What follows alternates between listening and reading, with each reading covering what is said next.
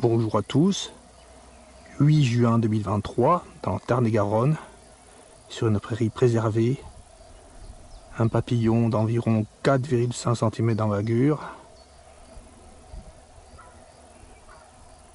la mélitée orangée, Melitaea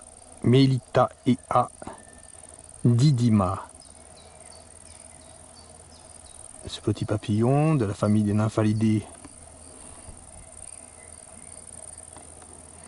et de la sous-famille des Nymphalidae, des Nymphalinés, a de nombreuses plantes nourricières pour les chenilles, c'est-à-dire des plantes hautes.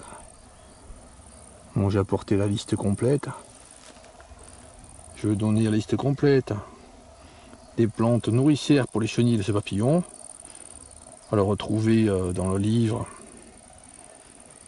de Tristan Lafranchi. Enfin, ils sont épuisés, hein, ces livres. On ne peut pas les trouver, malheureusement. Alors, à moins qu'ils aient été réédités récemment. Alors, parmi la famille des Astéracées, il y a l'Achille millefeuille, la Centaure en panicule, la Centaure escabieuse. Parmi la famille des Lamiacées, il y a la Mélite à feuilles de milice, les pierres droites que nous avons en Gironde, que j'ai déjà filmé. Il y a, alors, parmi la famille des Plantaginacées, il y a le plantain laceolé, le grand plantain, le plantain moyen.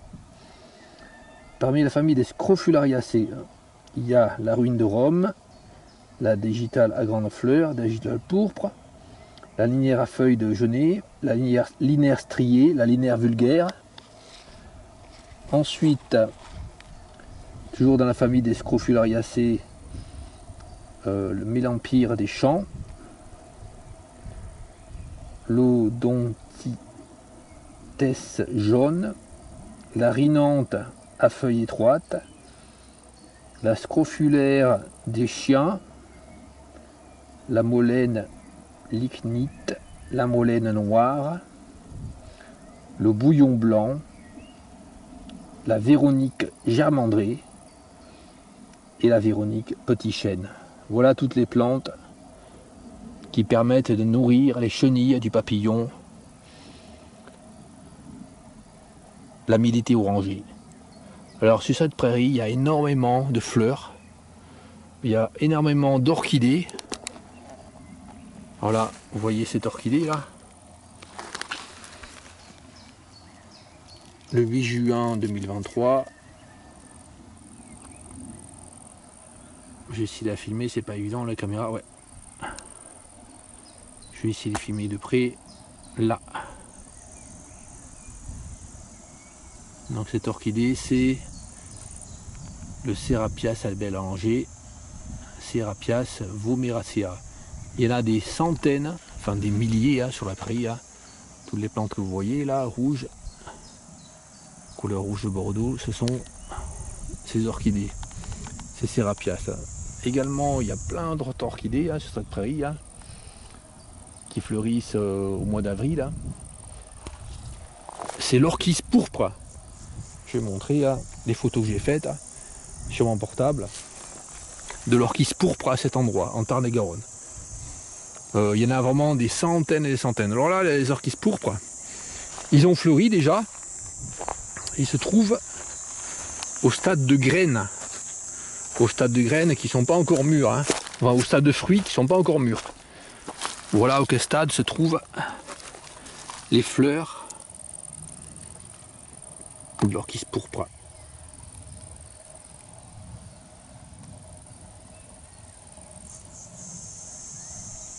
Donc je vais montrer les photos là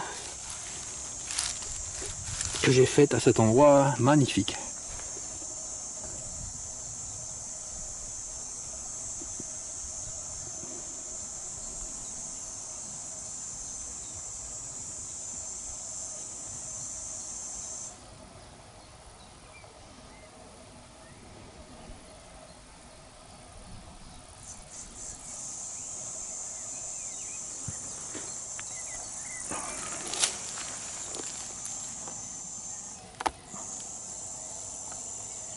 Voilà ce que nous avions là au mois d'avril, sur cette prairie, des centaines et des centaines d'orchidées, des orchis pourpres. Alors cette prairie a la particularité de ne pas être broyée, de ne pas être fauchée là jusqu'à maintenant. Alors il y en avait une qui était blanche là. Je pense que c'est pas souvent qu'il y a des orchis pourpres hypochromes, comme ça, qui n'ont pas de couleur. Il y a une qui est particulièrement colorée. On voit mes doigts pour l'échelle. Donc toutes ces orchidées là sont à ce stade là. On voit les fruits là, ça fait comme des petites bananes vertes. Les graines sont en train de se maturer à l'intérieur. Et si jamais là, le 8 juin 2023, à cet endroit, il y a un engin qui vient tout broyer, hein, avec ces fruits là, là, ah mince, comment je fais pour filmer, ça marche pas. Bon, ces fruits là,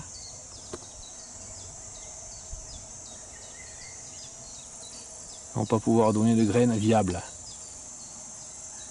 Alors en ce moment en Gironde, vous pouvez voir qu'il y a plein de prairies, hein, que ce soit sur sol favorable aux orchidées ou non, sur sol calcaire ou sur sol sableux pour d'autres orchidées, hein, qui sont broyées, qui sont tondues, qui sont fauchées aussi. Il y a également des fauches qui se font en Gironde au mois d'avril, au mois de mai, au mois de juin, n'importe quand.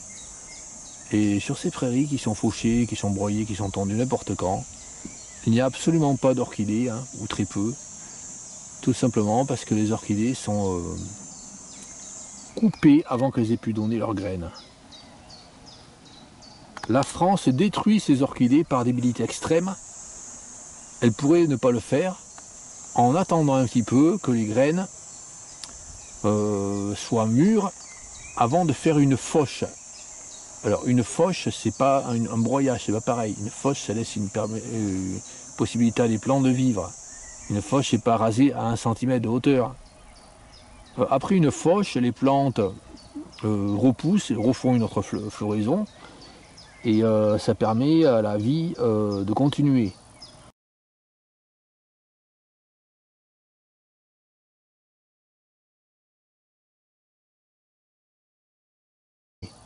Ensuite, l'idéal, c'est que la fauche se fasse entre 2 cycles de vie d'un papillon. Au moment où le papillon est à son stade volant, c'est là qu'il faut faire les fauches. Donc ça ne favorise pas tous les papillons, mais si la fauche est réalisée au moment où la plupart des papillons sont au stade volant, ben, ça ne tue pas les papillons. Il ne faut pas que la fauche soit faite au moment où les papillons sont au stade de chenille. Donc c'est pour ça qu'il est important de ne pas faucher, de ne pas broyer, de ne pas tondre. Enfin là je parle surtout pour les prairies de fauche. Il ne faut pas faucher à n'importe quelle date. Je pense que la date idéale, bon ça dépend de toute façon des espèces qu'il y a sur la prairie, mais une des dates importantes, idéales, c'est le 10 juillet. Si on fauche plus tôt, ben, on peut détruire certaines orchidées. Si on fauche plus tard, les papillons peuvent avoir pondu pour les générations suivantes. Donc on détruit les papillons. Je pense que l'idéal c'est le 10 juillet. Mais ce n'est pas du tout respecté. Alors là encore une mélitée orangée. Un endroit magnifique.